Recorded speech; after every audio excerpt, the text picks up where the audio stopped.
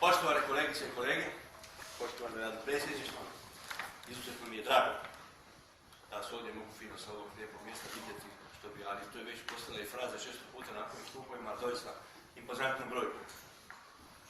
Vrijeme je danas podnijeti ovdje račun za prethodne 3 godine našeg grada. Vrijeme je pozvati se i na ono što smo obećali, što smo napravili. Možda nešto i nismo, ali imamo volju. Neuobičajeno, ali počet ću od kraja. Gospodin Ruku, vi ste ovdje u ime 300 i čini mi se 50.000 blokiranih izrekli neke riječi. Evo sad ovdje prvi puta ću to izgovoriti. Pokušao sam u Saboru kod nekih naših koalicijskih partnera dobiti pomoć, pravnu pomoć, da bi se jedan prijedlog koji je dala udruga blokiranih stavio u hitnu saborsku proceduru da bi se izmijenio Ovršni zakon. Nažalost nisam naišao na razumijevanje i na dobru volju da se pomogu. Ali ipak, nakon 2 tjedna od vrata do vrata, našao sam osobu koja je to stručna. Tako da evo, javno kažem i poručujem svim blokiranima, taj zakon se u sljedećih 10 dana ići u hitnu saborsku proceduru. I zaustavit ćemo ovo što se događa. A što se događa? Događa se da ljudi ostaju bez jedinog doma. Događa se da se njihov dom prodaju bez cijene. I događa se da ljudima od plaće ne ostaje ni za preživljavanje. Ono što mi želimo izmijeniti ovim Ovršnim zakonom, to je da pokušamo iznaći način da svi koji dođu u poziciju da ne mogu vraćati kredit koji su uzeli, zbog gubitka posla, isti sekund nastupi najmanje jednogodišnji moratorij za vraćanje kredita, odnosno, ukoliko u tom periodu nađe novi posao, da taj moratorij jest prekid. Jer većina ljudi je došla u tu nezahvalnu situaciju isključivo iz razloga što su ostali bez posla i mogućnosti da bi se vraćali obveze. Što je rezultat toga? To je da se banke, ili ja ću reći ovako, zajmodavci. Jer kod tih zajmodavaca u Hrvatskoj ima pravi kriminalci. Bez obzira što su to tvrtke i institucije. Pravi kriminalci koje posluju izvan hrvatskih zakona. Na nedopušten način. Ali HNB i HANFA su ih pustili da radi što god hoće.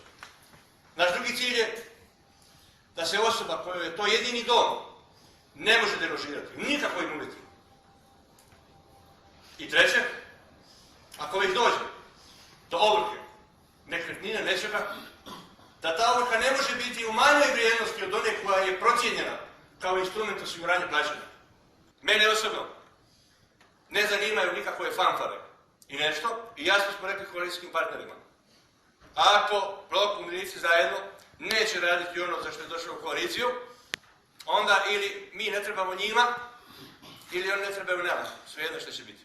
Naravno, ovo ne znači bilo kakva prijetnja ili nešto da je voz remetirajući faktor unutar koalicije. Ne, mi smo apsolutno lojalan koalicijski partner, mi smo ovo stvarali, mi ćemo ovo graditi.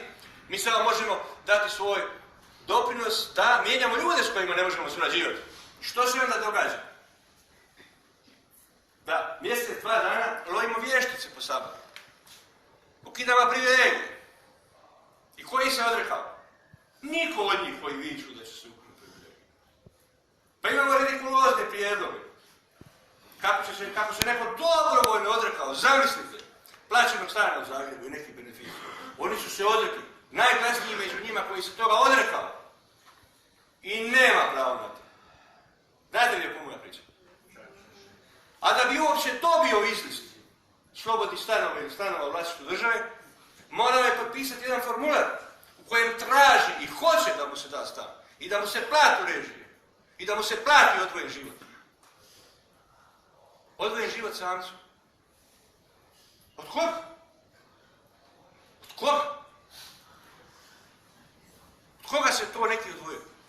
I zašto su tako reagirali? Samo iz jednog razloga. Jer mu im je neko rekao, alo, frajeru, pa ti si toliko blizu Zagreba da dođe za pola sata, hej, pa iz tvog okružja nikom nije pao na pamet da to traži.